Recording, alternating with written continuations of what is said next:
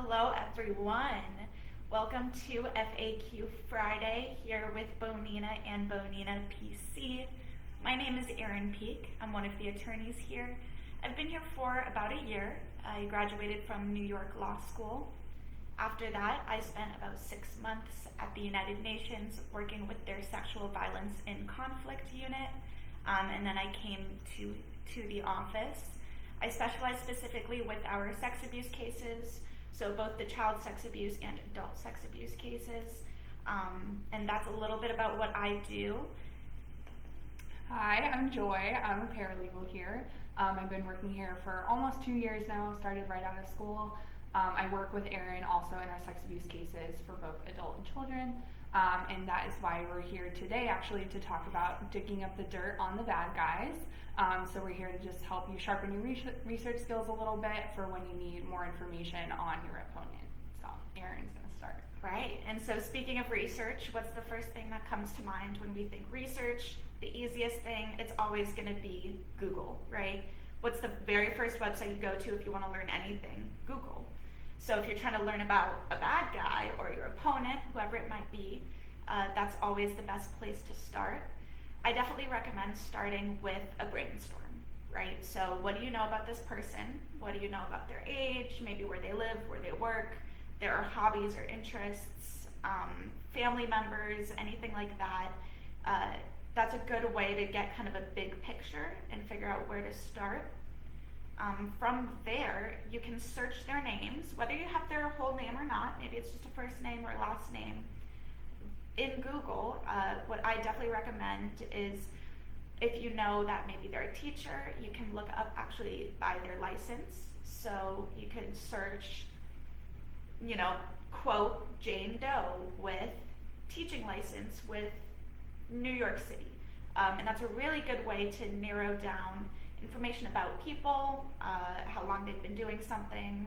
In terms of licenses, whether it's a license to serve alcohol at their restaurant or teach or anything like that, it's a good way to kind of narrow down to make sure that you are looking at the right person and that they are qualified to do what they're doing. In addition, if you know their spouse, a lot of the times you can search so-and-so with their spouse and you'll get opportunities to see wedding announcements, or a lot of people actually make wedding websites that I've found don't often get deleted right away. So if you're interested in finding out if someone's married, when they got married, where they live, venue, anything like that, again, those wedding websites are usually left up on Google for quite a while.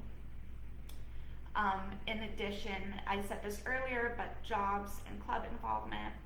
If you're looking for someone and you only know their first or last name, but you know that they work at a superstore or a corner store, you can always look for their name with the store location or the store name. And then oftentimes you'll be able to find a list of staff, and then maybe you can find first name with that store. That's probably who I'm looking for, and you can figure out their last name. In addition, it's really important to go to the second page of Google, right? I think a lot of us start Googling things, we get through that first page and you're like, that's it, I'm done, I'm out of options. When you're really, really trying to dig even into archives of things, if you're looking into old newspaper articles or news stories, it definitely takes a while to kind of dig through all of the stuff that comes up. So don't be afraid to go slow, take your time, do what you need to do, and get to that second page of Google. And my final tip about Google is to make sure to use quotation marks if you want to keep sentences or phrases together. If you're looking up Joe Johnson, right, you want to have quotes around the first and last name. That way you're not looking at those two words separately. In addition, if you want to remove an affiliation or anything like that, if you want to remove a search for their job title or something that you're not looking for, you can use a dash, which effectively is a minus sign, right next to a word, and that will remove any search results with that word from your list.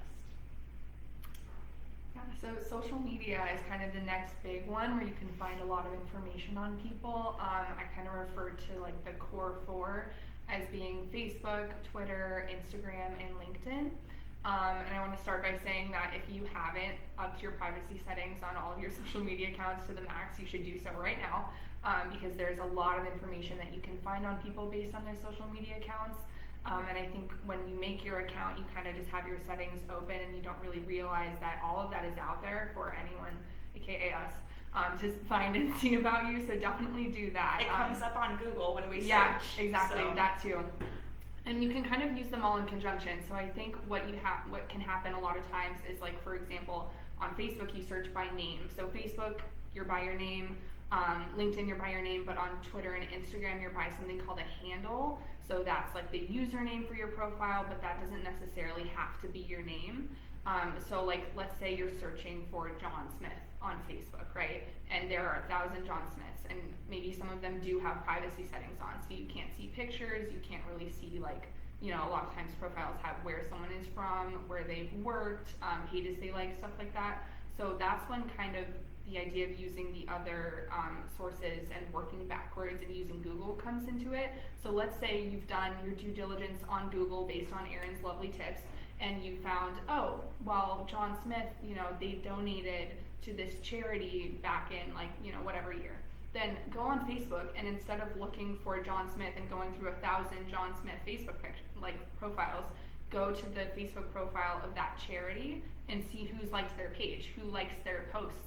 You know, has anyone commented on them? Have they posted pictures from an event? And then you can look through there and I've actually tracked down people this way by doing this thing of working backwards.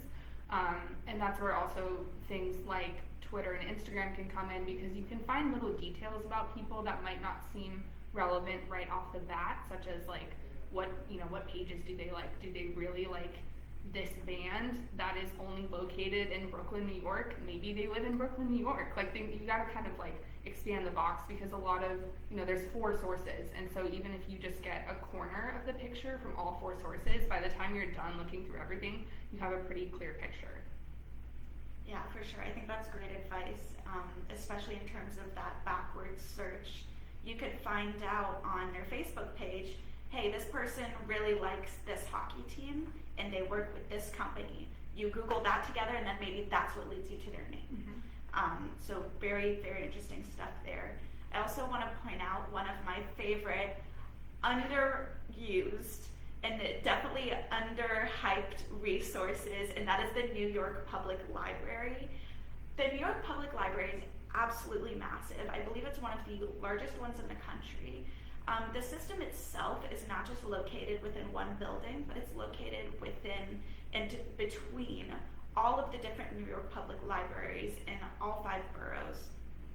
And then in addition, they have archives, right? So if you are really looking for something, you can email a librarian, and they can actually reach out to and connect with archive buildings.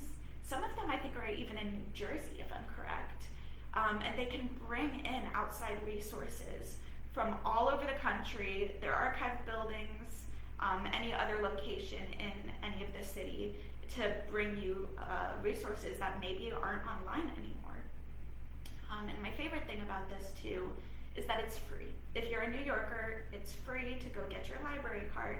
All you have to do is come in with your license, your New York license.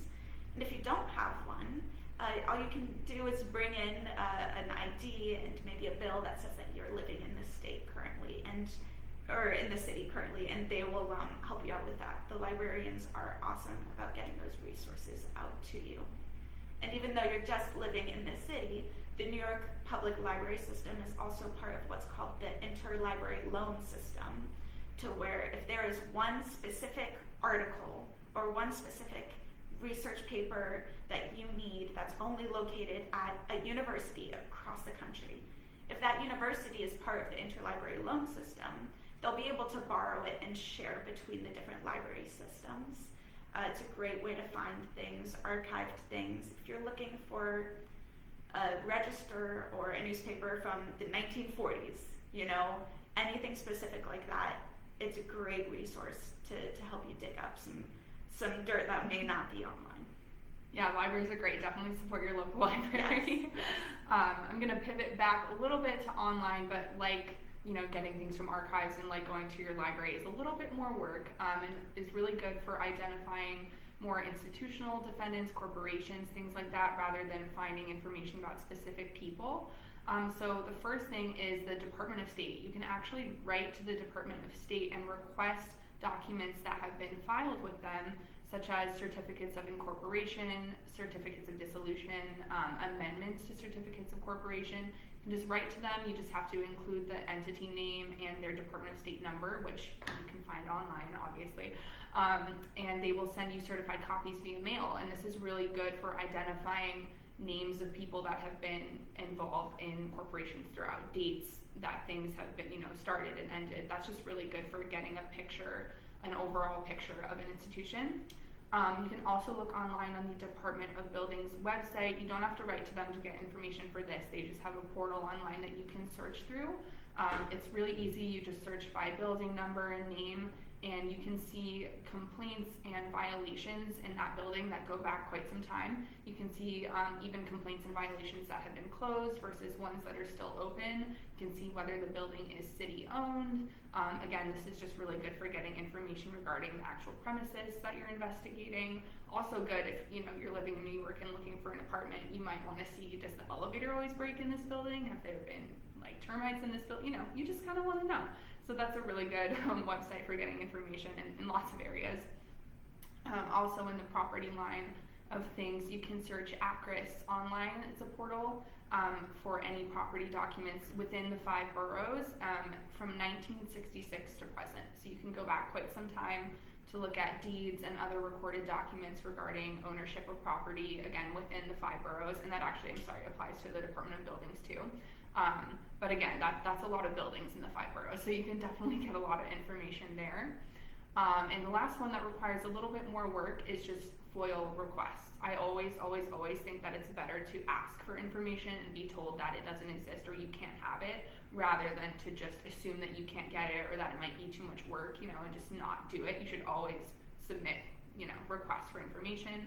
Generally, that looks more like requests for investigation records, maybe criminal records. You might run into an issue with criminal records where there are limits on where the information can be released. That's okay. You should still ask. You should still try to get as much information as you possibly can, and just do your research. Again, it's all online for where those need to go. A lot of them are online now anyway. There's just portals for FOIL requests, so you don't even have to sit down and draft a whole letter. You can just do a really easy portal request, and they're very willing to help. Yeah. And I mean, the worst that can happen if you reach out for a FOIL request or help doing research, the Department of Buildings, anything like that, the worst that happens is they say no. Yeah. We can't give you this information. You say, okay.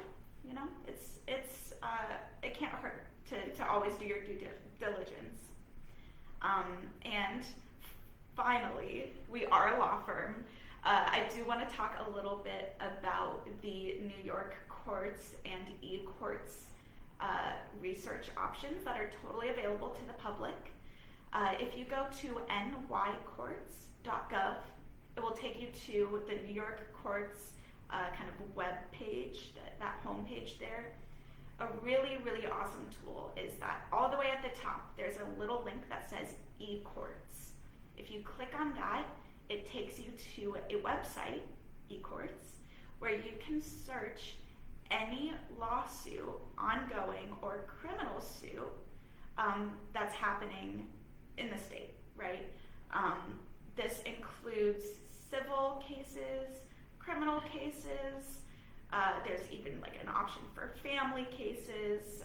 If you want to look into any kind of suit, that's there for you. I do want to be clear though that you're not always going to get all the information because not all of it is public. Especially if you think about maybe personal family matters.